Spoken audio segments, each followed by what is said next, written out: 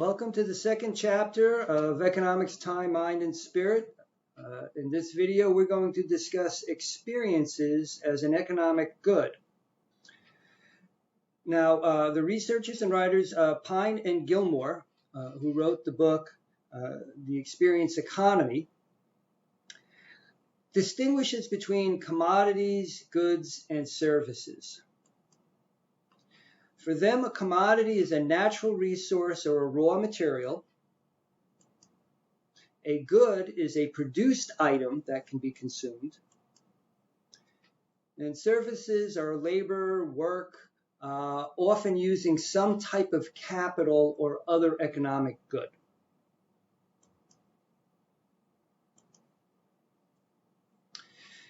Now, if we go back a little bit further, Lancaster in the 1960s proposed a new approach to consumer theory where individuals bought their goods, decided what to consume based on the particular attributes of the good as compared to the good itself.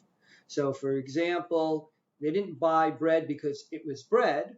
They would buy bread because it tasted good, it had certain nutrition, maybe, they had a fond memory. So this is a shift from saying it's the good itself to what are the characteristics, the attributes of the good that a consumer finds important. So, for example, some people buy chocolate because of its taste and texture and, to a certain extent, health and mood benefits.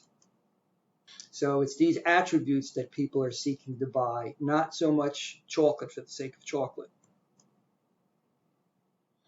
So ultimately, these attributes are valued because of how they modify the experiences the consumer has.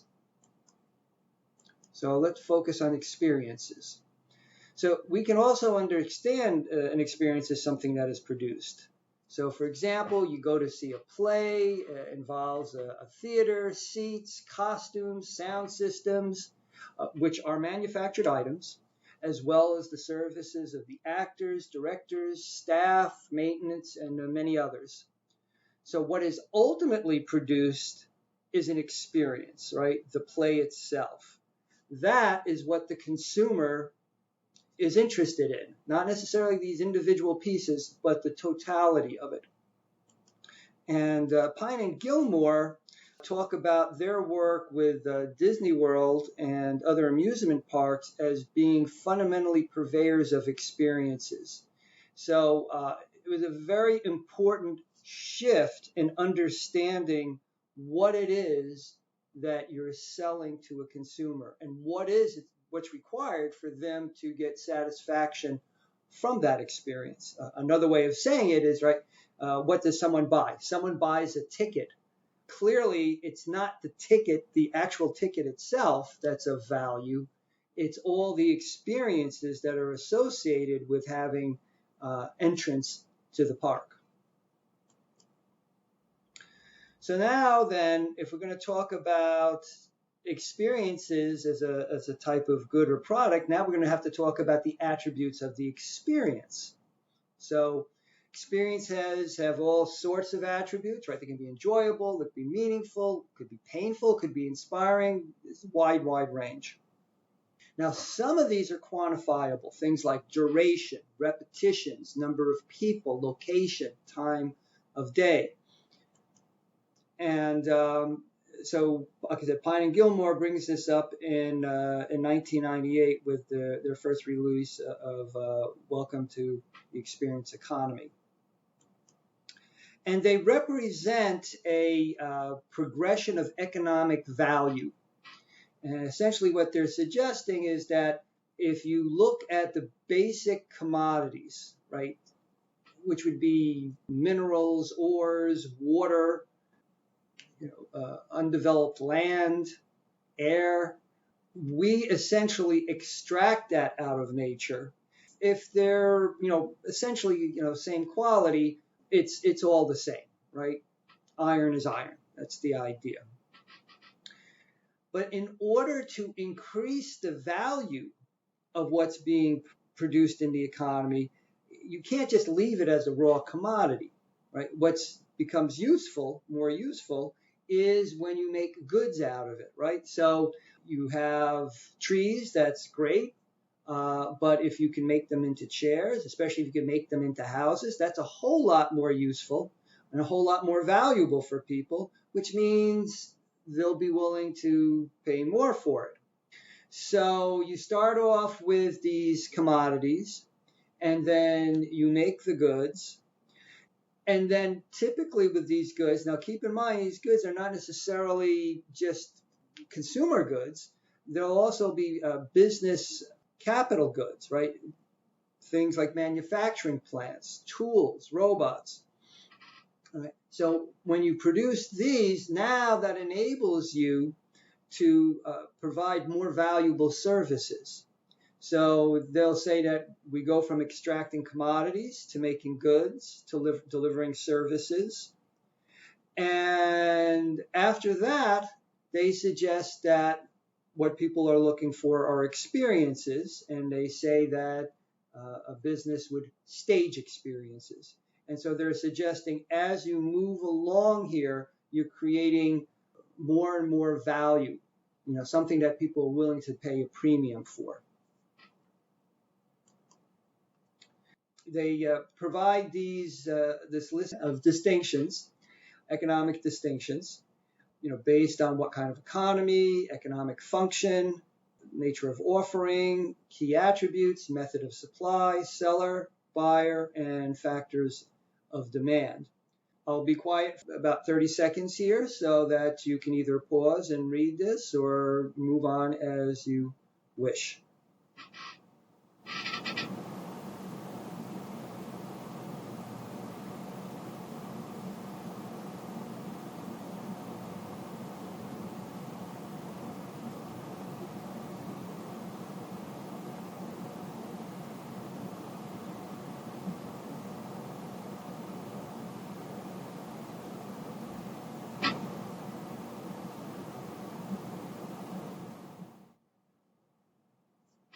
Okay. Now, they also suggest 4 realms of experience, and they're based on 2 important dimensions. So one dimension is passive or active participation. So active participation, part of the experience is that you're actually doing something. Passive is more, you're sitting back. And then the other is whether you're being absorbed in the experience or being immersed in it. Now, absorption is essentially your focus is completely into it, and you're kind of ignoring everything else. Immersion is when you become part of the activity. You immerse yourself into it. And so that leads them to suggest 4 main types of experiences. Educational, if it's absorption and active participation. Entertainment, if it's passive and absorptive. If it's passive and immersive, they refer to that as the aesthetic experience. And if it's active and immersive, they refer to that as escapist. So that's their framework for looking at this. Now, if there are attributes of a good or product or experience, this raises the question, are there attributes of a consumer that affects the experiences? And if we look at the work of Tibor Skatovsky, in particular his book, Joyless Economy, he describes how consumers may need to learn how to appreciate and enjoy what they consume. So, for example, wine, ballet, sporting events, books. It's the type of thing that you can, you can give someone a bottle of wine if it's the first time they've had a bottle of wine, and they'll have some experience of it. But if they've had classes in wine appreciation, now all of a sudden the distinctions between the wines become a lot more meaningful and hence more valuable. So experience depends on the combination of the goods or services attributes, experiences attributes, as well as the attributes of the consumer's human capital. So marketing a good may require training a consumer to more effectively or more meaningfully use it. Advertising can change a consumer's attributes sufficiently to increase the perceived value of a good, thus increasing demand. So by recognizing that the value to a consumer is not just based on what is the good about, but it's also in terms of what's going on with the consumer, then you get into an interesting place of what's important for increasing value. Designing a better product or designing or inspiring a more appreciative consumer. So we'll come back to this when we formalize an economics of mind. Now, the terminology we're going to use for our course is as follows. Impressions are essentially the receptive or passive participation. Expressions will be associated with active participation.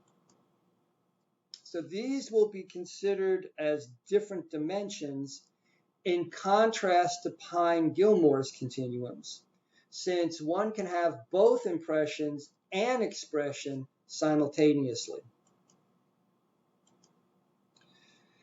So we'll talk about intensity of an experience. So that would be either a depth or strength of connection with the experience.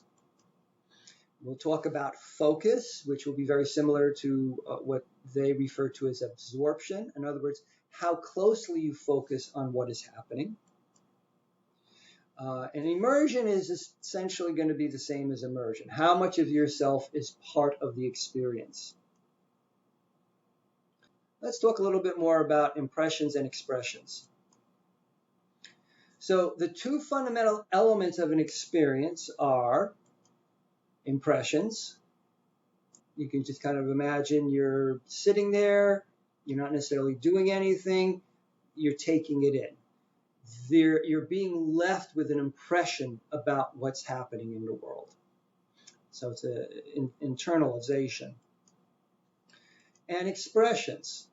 In this case, a key element of expression is doing something active, so you're putting something out into the world. So whereas impression, you're leaving something internalized from your awareness of what's going on in the world. With an expression, it's about putting something of yourself out into the world and having an impact on the world. So impressions are the internalized modifications of the mind of the person having an experience. For those who are familiar, this is referred to as samskara in Hindu philosophy. And those who are familiar with yoga, it is the practice of ceasing the modifications of the mind. So there's a long history of understanding, you're talking thousands of years, of understanding impressions as being part of the human experience. And again, expressions are the externalizing changes of the environment one attempts to experience. So the expressions of one mind can show up as an impression in another mind. So there is kind of a Newtonian quality here. For every action, there's a reaction. You might say for every expression, there will be an impression somewhere. Okay, here's an example. When one listens to music, sound as physical vibrations enters the ear. The mind processes the sound based on both physical laws and the personal filters and training the listener has, leaving an impression of what has been heard. At the physical level, what's going on? There's a sound from a pitchfork, and it enters the outer ear. It stimulates the eardrum, which moves the small bones of the middle ear, which then triggers the cochlea to send electric signals to the brain.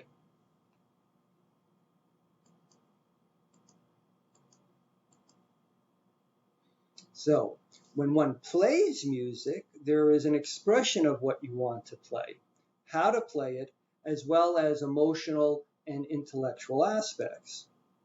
So the satisfaction derived from the experience of playing is based on the attributes of both expressions and impressions. So the value of an experience can be understood as a function of its elemental impressions and expressions. So we're going to graphically represent this whole structure with this graph. So there's an external environment to the decision maker. That's basically the world around you. Then there is the internal environment of the decision maker.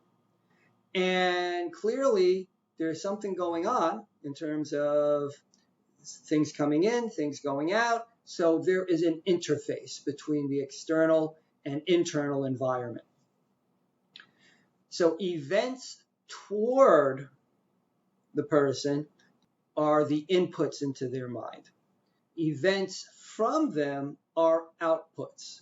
So you can understand that as either actions or triggers of muscles to act. Now, when we look at the internal environment, there's an important set of structures here. All right, so first of all, the event towards those inputs, now those could be senses. So that can be just, physical events that are occurring. So that comes in, that information comes in, and it goes through our mind's filters, the paradigms we have about the world, the beliefs that we have about the external world, and then we are left with an impression about what happened. Now, those impressions lead to or update our instincts, our habits, our reasons, and beliefs about ourselves. And one of the things about the beliefs about ourselves, it has to deal with, well, what do we want to do? What are our priorities? What do we like? What do we don't like? And those, okay, so here we go here, instincts, habits, reasons, beliefs about the self. Those drive how we choose to express ourselves into the world. That leads to the events from us. So some things come in, we process it, we're left with an impression. That impression then updates our understanding of ourselves, which then leads to behaviors or changes in behavior that then lead to changes in the external environment. Now, all of this requires energy, right? If you think in terms of as basic as how the brain functions, it needs glucose in order to do all these activities. So based on literally how much energy your brain has available, it can do all these 4 different processes. If it's low on energy, it may not be able to do very much. It may not be able to update. Okay, so even if you're getting some important news about the world, if you don't have a lot of energy, it may not lead you to updating your understanding of the world, and so you're not responding. You're not transforming your understanding of the world, even if something important is going on, if you don't have the energy. Right? So that energy then gets distributed between all of these. Now notice what's going on here. Those of you who are familiar with the circular flow model in the economy will notice that we have another type of circular flow going on here, right? So here are the events. They trigger stuff that's happening inside of us. It leads us to act in the world. If how we act in the world creates a situation where we have more energy coming in, then that can be a constructive feedback loop, right? So if you act in such a way that not only do you have information and senses being stimulated and you can enjoy stuff, but you're also getting more energy, then this process can continue. On the other hand, if you're either not expressing yourself or you're expressing yourself in less than constructive ways, you might see a drop in your available energy, which means there is less for these processes, and this whole circular flow can slow down. We'll want to keep this in mind as we go forward, because the distribution of energy is one of the economics of mind we're dealing with, and the feedback loop in terms of what we do and how much energy we bring into our internal systems is also relevant. Now, lest you think that it's this rectangular kind of structure, we can also imagine it as this, right? So we have the internal environment, and then it is possible that the interface, completely encases the internal environment, and then outside is the external environment. So again, you could still have the same kind of processes going on internally, but you have a different kind of interface structure. Now, if this is suggestive of something, well, it is. I mean, we can consider the internal environment of a cell, right? So what's going on? It takes in molecules, food, air molecules, stuff, and what's happening? It's going to process all that. And in that processing, right, it'll create energy, okay? But it can also update what's going on, okay, and how it responds. So there's a potential for some moderate change in DNA, but certainly in terms of the different parts of the cell. So when we refer to an external environment, it means it's those aspects of the world that exist beyond the decision maker, right? So they are not part of, who a decision maker is, right? So you may choose to buy or sell a car, but the car is not part of who you are. Internal environments refer to those aspects of the world that exist inside of a decision maker. So they are part of who they are as a decision maker. Right? So a person's preferences to help people over hurting people, that is part of who they are. Right? And so then there's the interface between these environments. So some examples of external environments: ecological systems, social systems, your friends, relatives, acquaintances, co-workers, enemies. Hopefully you don't have too many of those. Material things, your finances. So all of these, and you can also think of some others, are part of the external environment of a decision maker. Now, what about the internal environment and impressions? Again, as we were saying before, the filters, paradigms, and beliefs about the external world that take the events toward a decision maker and generate impressions left with them. So you'll have emotional resources, you'll have cognitive resources, and you'll have spiritual resources. So all of these become what is available, the set of resources that are internal to a decision maker.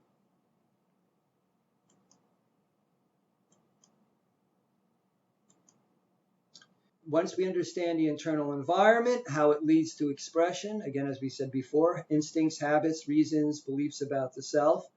And so these can be summarized or described as preferences, tastes, goals, priorities, habituated behavior. So there's a wide range we could be talking about here. Right, so these take impressions held within oneself and generate that which seeks expression.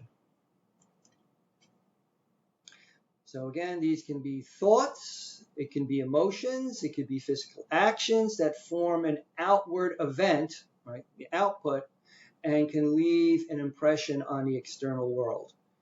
So again, there is this element of, if there's an expression going on, then something is being left with an impression. Okay, what about the interface? Again, this is how the decision maker expresses himself into the world and how the external world can impress itself upon a decision maker. So for humans, this is typically their body. For computers, this can be its monitor, keyboard, wired and wireless connections, sensors, etc. Okay, and here we go. There is some equipment. That's an example of connectors. And notice what's going on. If you look at the details, what you see is there's the power contact and there's the signal contact. So that signal contact, that can have, a signal in as an input or a signal as an output, right? And the power, that's where the energy comes from. So that model of the interface between external and internal environments, we actually use all the time in the technological world. Okay, so the next thing we're going to look at is space-time and matter as resources. Okay, so space-time, that is the combination of the space through which to move and the time with which to do it. Right? So conception of space-time was an important development of early 20th century physics. Okay, and what is matter? Matter are the things that matter that move within space-time. Right? So it is the combination of space-time and matter that produces the enjoyment that we have. So for example, savoring food. Right? When you eat food, we can ask the question, what is the optimal bite size to enjoy it? Okay, so again, we're considering the role of space and matter. So one can certainly appreciate the role of space in welfare and enjoyment by considering a simple experiment.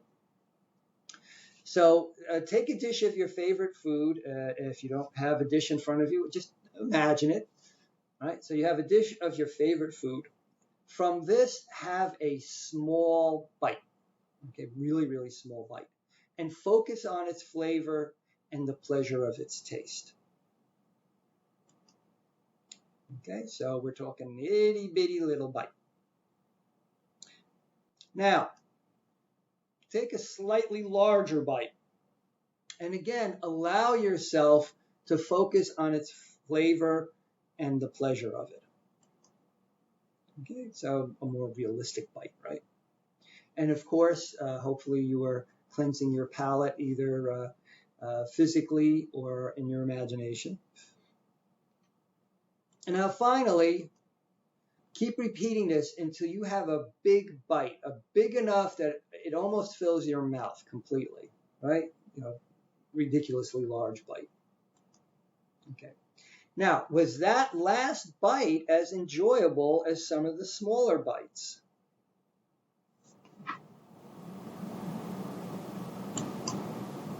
Chances are it was not, right? Because the ability to taste flavor and enjoy the texture, all of that requires that, yes, you have food in your mouth, but also you have a lot of space inside of your mouth so that you can turn the food around. You can savor the different elements on your tongue in terms of its bouquet. That all requires space to enjoy that matter. So even if it was the case that you tended to enjoy more of something, right? More is preferred to less, as economists might say. It is still a balancing act because it's not just more matter. You would also want to have more space and time to enjoy it. So that in any particular moment, the optimal amount of matter that you want to process is going to be dependent on how much space and time you have.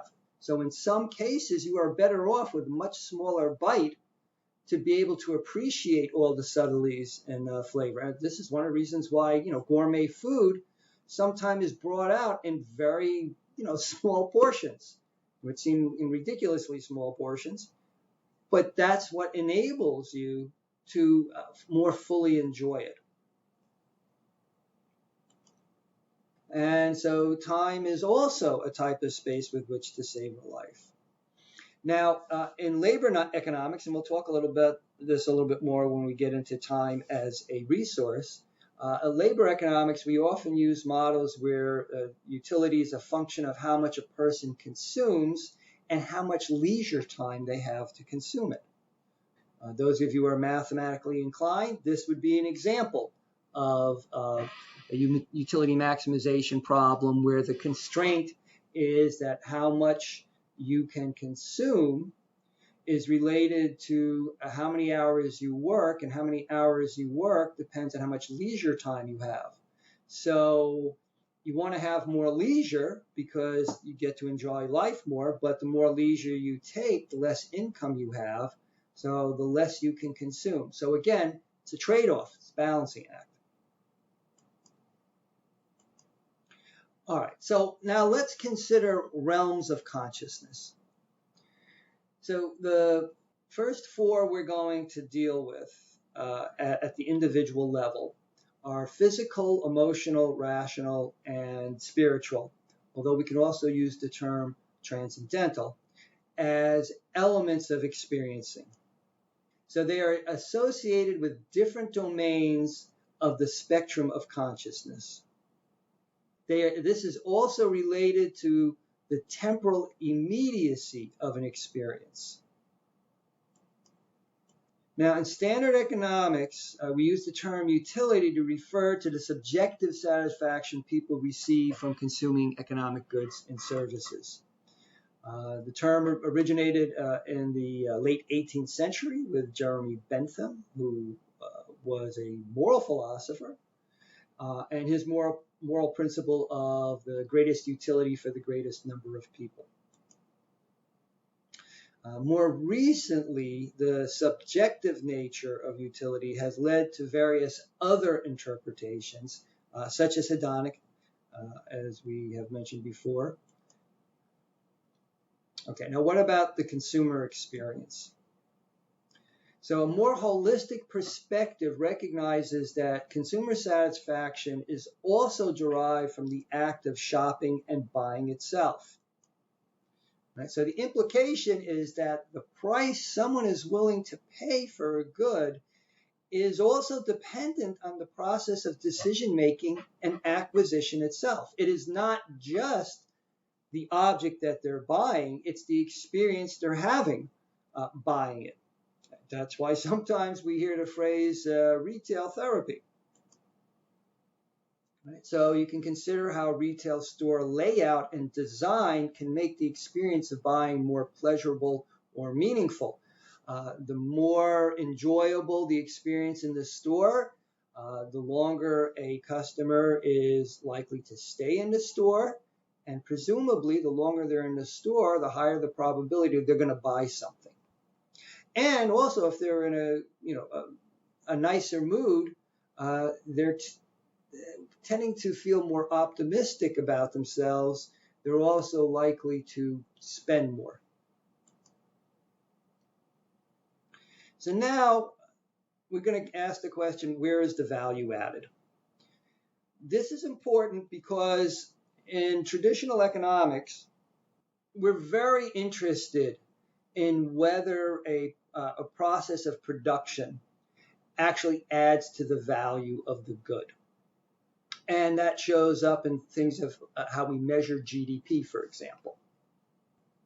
Just to drive home the importance of other elements than just the good itself, let's consider this.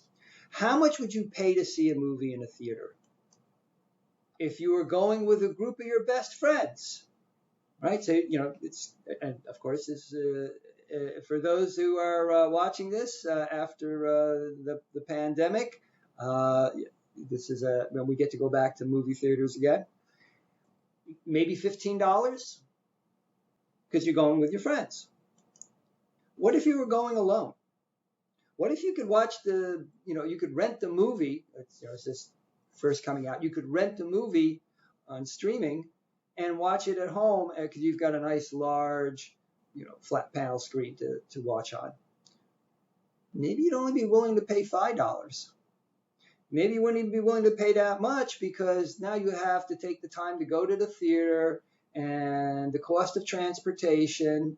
And, if you wanted to get snacks and stuff like that there, that's going to be expensive. You might just decide, no, if I'm going to watch this by myself, I'm just going to watch it at home. So let's give it benefit of the doubt. Let's say $5. What about if you were going with people you don't like? Maybe some people from work are going out to a movie and, you get along with them fine at work, but basically you're not really interested in spending time with them in your free time. So in that situation, you may not want to spend any money to go to see a movie, right? If they're going to invite you and pick up the tab, maybe you'll go. But what's going on here? What you're willing to pay, whether it's the 15 or the 5 or the 0, in each case, it's the same movie. So that change in value is not due to the value of the movie itself. It's the value of the company and you're keeping. So the value added then comes from whether you're seeing it with friends or not. So it's the value of the friendship, right, that's being included here. So the implication is that the difference in these values are due to your relationships and not the commodity or good itself. So relationships are also developed or damaged by economic activity. So sometimes we might talk about social capital, right, as being part of what helps generate value. But this is all very important, certainly if you're trying to have the most productive economy in terms of the value produced. If what you really need are better relationships and stronger communities, then that may require providing different types of goods and services in order to maintain them. Okay, what about the value of memorabilia? So imagine you're on a vacation and you're considering buying a memento of a wonderful experience that you had. Now, how much do you pay for it? 10 years later, right, because the whole point is we're buying this memorabilia. So 10 years later, is the value of it to you mostly the memories it brings back or the exchange value you can sell it for? In many cases, right, it's not about the exchange value you can sell it for. I mean, that's the whole point of the memorabilia, right? It brings back the memories for you.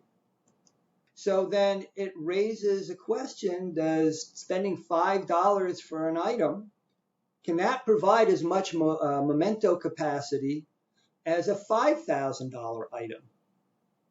And if it's about the same, then from the standpoint of what kind of memorabilia should you buy on a trip, maybe inexpensive items make more sense. The one caveat being is that if they're shoddily made and they fall apart, well then they really can't hold the memory very long. But this is a big difference between what we might say getting a small tchotchke as compared to spending a lot of money on a more significant item. Now, spending money on a more significant item can make sense if it's not just about the memorabilia. It's you're planning to resell it in the future at the profit. In some ways, in that case, you really don't want to use that as memorabilia because when it comes time to sell it so you can make the profit, you don't want to feel the urge to hold on to it. Because if the whole point is to make a profit from selling it, you don't want to be attached to it. You want to be able to let it go when the time comes. So in many ways, whatever it is that you're getting as memorabilia, it may make more sense to spend only a little bit on it, because as long as it can last through time, the ability to trigger the memories, that's what's important. And that's going to be more relying on what's going on with your brain and your mind. Okay, and then we can also ask, does the value change if you have repeated experiences? So next thing we need to consider is, when is an experience? Okay, if it is in the past, it will be sight-like. Right? Why do I say sight-like? Because since the speed of light is finite, what we see has already occurred. Sight-like is associated with an experience of the past. If it is in the present, it will be feeling like. It is occurring now. So it is inside the moment we are living through. And the nature of feeling something is its immediacy. Okay? Sometimes philosophers might refer to the term hasidicity, the here-ness and now-ness of something. If it is in the future, it is going to be vision-like. Why? Because if it's in the future, there's an element of imagination going on, since it is something that we might see or might feel. Right? Because if it's in the future, it hasn't occurred yet. So we'll want to make these distinctions between the sight-like for the past, the feeling-like for the present, and the vision-like for the future. So we can talk about mapping awareness in the following way. If it's an internal awareness, right, the thing that's feeling like, it's as if the physical distance is zero, right, the present. If it's an external awareness, then the physical distance will be greater than zero. Okay. However, if there is a distinction between past and future, then again, if it's sight-like in distance, then we're talking about past. And if it's vision-like, it's about the future. And so one of the ways we're going to envision this is the past moving into the present, and the future drawing the present toward it.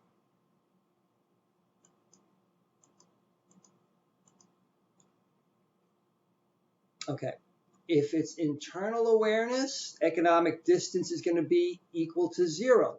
It has immediate value. So, for example, hedonic, right? Immediate value. If it's an external awareness, then the economic distance will be greater than zero. And then it's a mediated value. In other words, it still has value, but because it has utility for something that's going to happen in the future, or something like sentimental value for something that has occurred in the past. Now, this is going to be important because we will eventually talk about present value calculation and time preference as economic distance. Okay, then there are complex experiences. So if the nature of an experience is dependent on a mixture of past, present, and future, it is complex. All right, so example, having a meal. So you can find that the aromas are very pleasurable, it's immediate, while feeling sentimental about the first time you were at the restaurant, as you were discussing plans for the future with a loved one.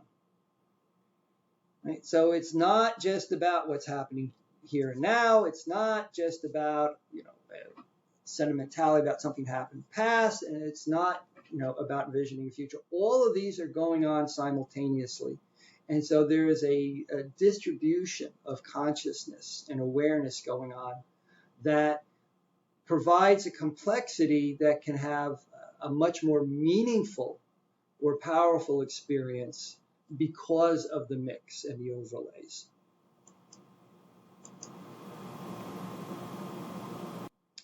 So, experiencing a moment or a path. So a path is a type of complex experience with an ordering of moments. Right? So the distinction is between being absorbed in a moment from being immersed in the flow of a path. So we can, for example, the distinction between a photo and a video, right? A photo is a snapshot of a particular moment, whereas a video is a series of images, right, that has a flow to it. And clearly a video is a different experience of a set of images than a particular photo by itself.